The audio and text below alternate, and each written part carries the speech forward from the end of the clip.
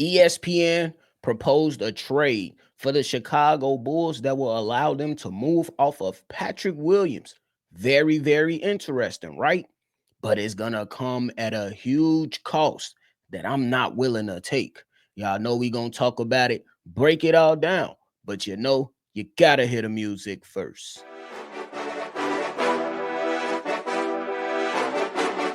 Cognac, gang.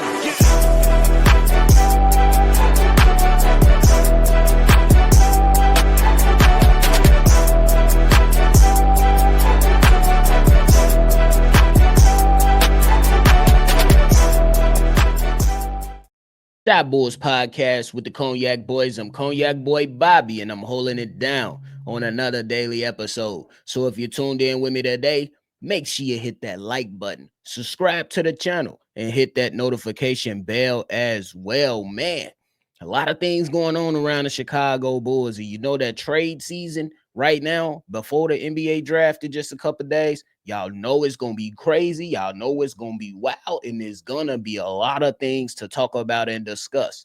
And ESPN, they threw out a trade that will see the Chicago Bulls move off of Patrick Williams. But hey, it comes at a major cost. And that's that first round pick.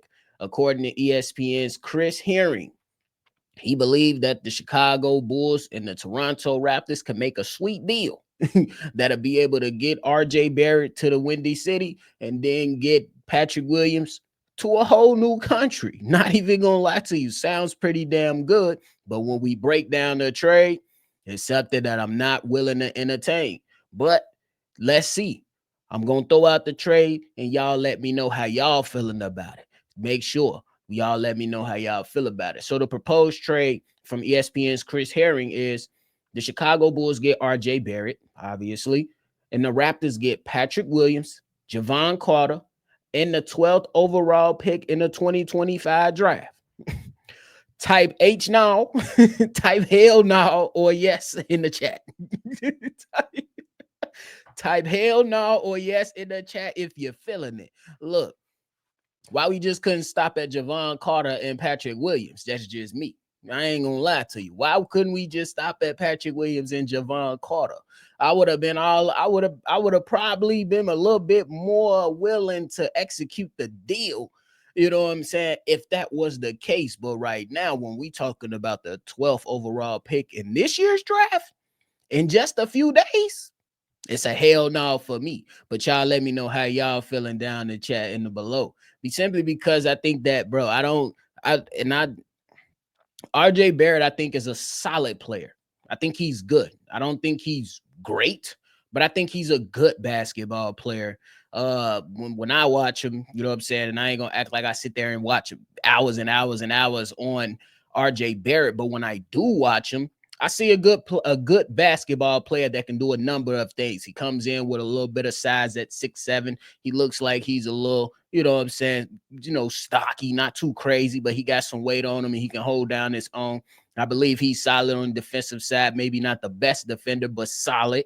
I think that when you talk about the offensive game, he has some game over there that you can utilize and have him as the 3 if he was to be a Chicago Bull. I think that'd be very, very interesting to see.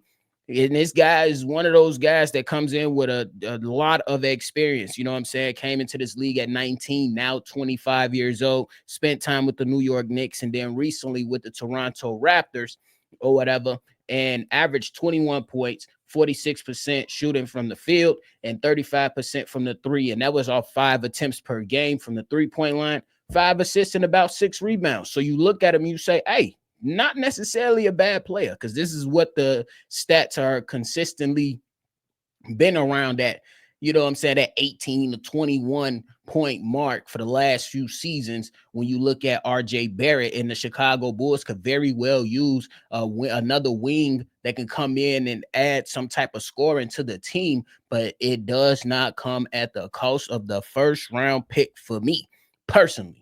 That's just how I'm looking at it. I think that first round pick this season is very, very valuable to the Chicago Bulls, and they should be holding that on unless you're getting a young player with additional capital moving forward.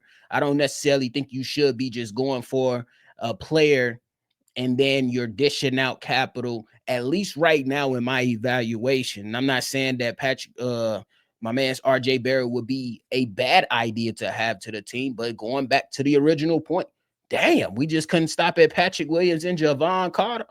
That's all I'm saying. We couldn't just stop at Patrick Williams and Javon Carter.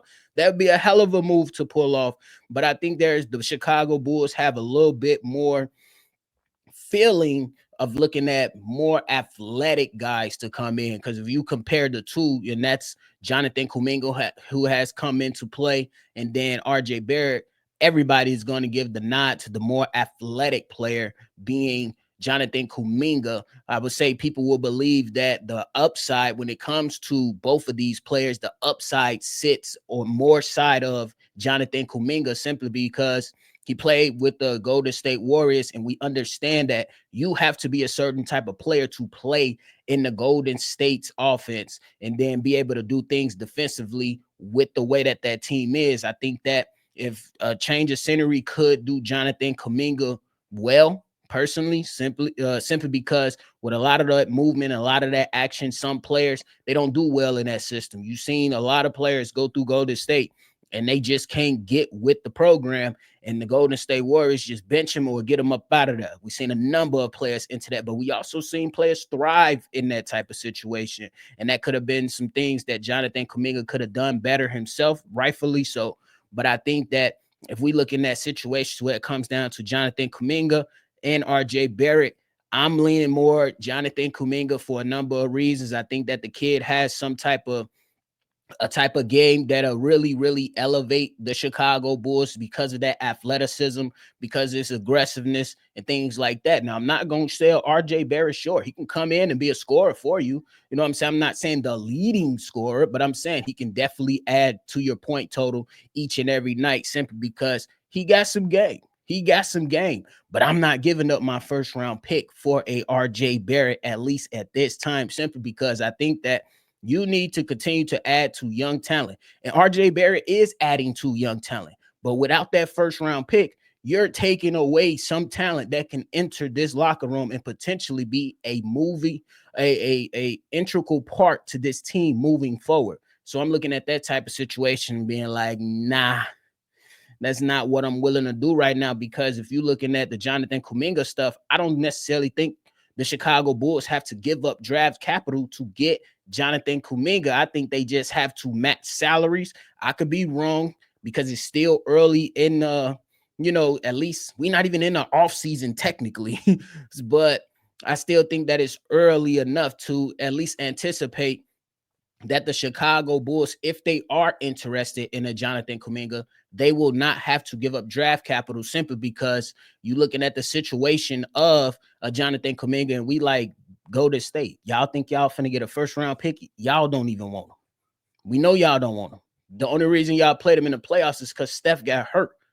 How many times have we seen y'all be frustrated with Jonathan Kuminga the last few years? So let's make some salary match up.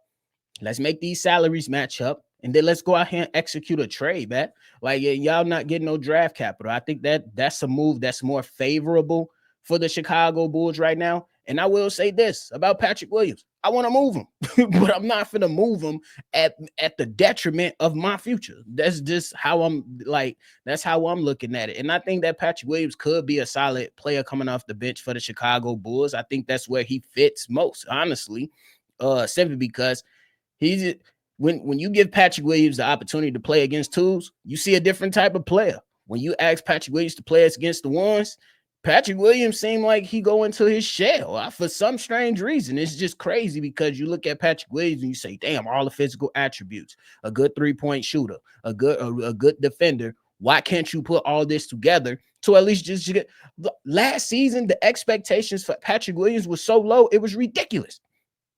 The expectations for me, at least, was so low, it was ridiculous. I'm like, okay, you typically average 9 to 10 points per season.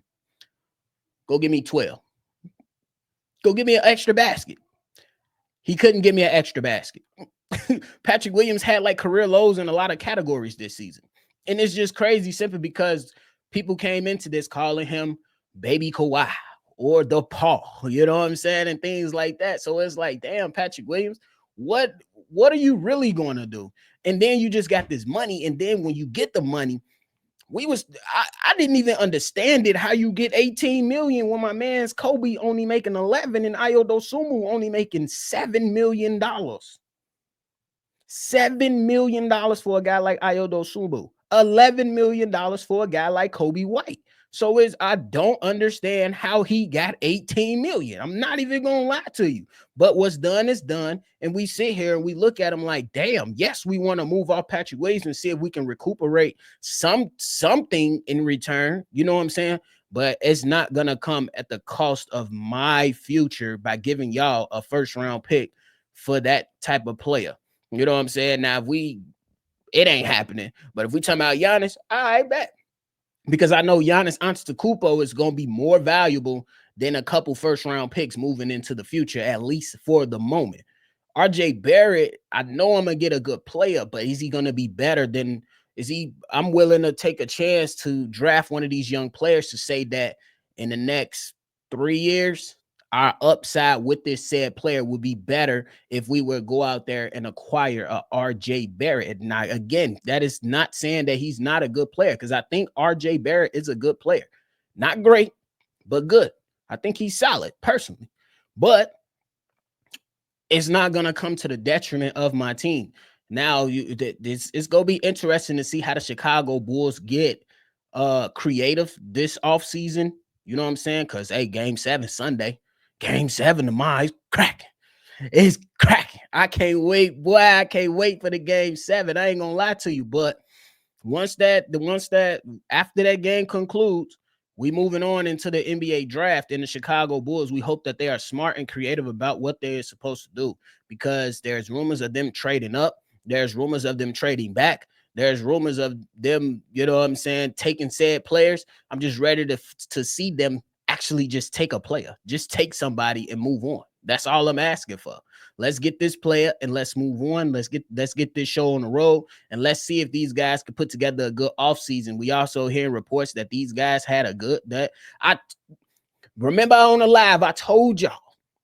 Remember on the live that I did with AK and Mark Eversley contract extensions were announced. I told y'all Jerry felt good about the first iteration that these two fellas put together. That's Alonzo, Caruso, DeMar, Zach, and Vooch. I told y'all Jerry was satisfied. I told y'all Jerry was satisfied. And that's what got them this deal, to see if they can go out there and right their wrongs and get another shot at reshaping and remaking a team. Now, you got some pieces you can work with. You got two of them. You got two for sure pieces you can work with. You got Josh Giddey. You got Montes Buzelis. The reason I'm not throwing Kobe White in there is because he's not re-signed yet. Kobe White could very well get up out of there. So, right now you got two fine pieces to work with, and we're going to see if you can put another piece in there. And you got some decent pieces that's, you know what I'm saying, that's still around. So I'm going to give them 3. I'm going to throw Ayo Dosunmu in there as well, because I'm still not sold on P. Will. I think Dalen Terry has some things to prove. And Julian Phillips, you got to step up, big dog. We got to see more out of these young players. So it's going to be very, very interesting to see. And they probably feel like they found a player in Kevin Huerter. I'm not even going to lie to you. The Chicago Bulls probably feel like they found a player in Kevin Huerter. He's experienced. He's young. That's their motto right now. We want experienced young players. The same thing sounds good for RJ Barrett too. They probably feel like, hey, he's young. He's experienced. We like him. But nah, it ain't coming at the detriment of my team. If they executed that trade, somebody need to be slapped. I ain't going to lie to you. I ain't going to lie to y'all. But hey, man, that is it for today's episode. I appreciate y'all for tuning in, man. We real close to hitting that 8K. So go ahead and show you guys some love, man, and share this with somebody that might enjoy it. We're going to continue to put this work in regardless, but help us get through that door of that 8K. Y'all already know. Shout out to y'all, man. Much love and appreciation to Bulls Nation out there, and some of our people that's been rocking with us all these years. So thank y'all so much, man. But hey, in the meantime, in between time, make sure y'all hit that like button and subscribe to the channel before y'all go. Thank y'all for tuning in to another episode of Shy Bulls Podcast. Hey, Make sure y'all always see red. And y'all already know. I'm going to catch y'all on the next one for sure. Cognac.